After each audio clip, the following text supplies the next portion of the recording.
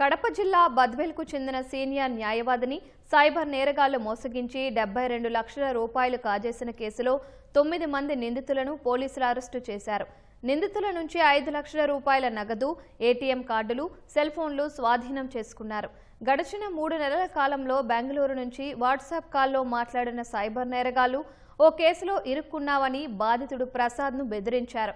భయాందోళనకు గురైన బాధితుడు విడతల వారీగా 72 లక్షల రూపాయలను నిందితుల బ్యాంకు ఖాతాలో జమ చేశాడు.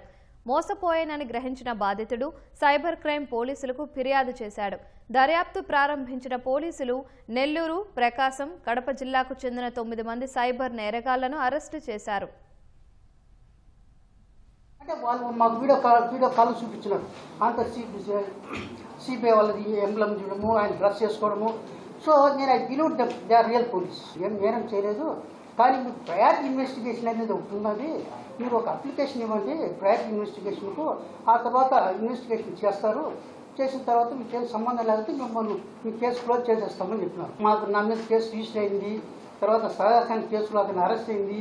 అతని స్టేట్మెంట్స్ ఇవన్నీ చూపించి మమ్మల్ని అనేక రకాలుగా భయభ్రాంతులకు గురి చేసినారు. ఏది పరువు పోతుంది అనే ఒక పాయింట్ మీద వాళ్ళు నాతో ఈ విధంగా తీసుకుని దాదాపు దప్పదప్పాలుగా 72 లక్షల రూపాయల వరకు తీసుకున్నారు. మీ ద్వారా అవేర్నెస్ క్రియేట్ చేసిన తర్వాత ఆయనకి అవగాహన వచ్చింది, నాతో కూడా ఈ ఫ్రాడ్ అవుతుంది. సో మనకి కాంటాక్ట్ అయితే ఇమీడియట్లీ క్రైమ్ నంబర్ 450/25 బద్వేల్ మనమే రిజిస్టర్ చేసాము. ఇన్వెస్టిగేషన్ లాంచ్ చేసాము. ఇన్వెస్టిగేషన్లో మనమే 14th రోజు ఇప్పుడు జస్ట్ 9 అక్యూజ్కి మనమే అరెస్ట్ చేయడం జరిగింది. దీంట్లో 72,68,000 పంపించారు. 5,50,000 వరకు మనమే ఇప్పటి వరకు రికవరీ చేయడం జరిగింది. Phones, ATMs, SIM cards, laptops, vehicles ఇవన్నీ సీజ్ చేయడం జరిగింది.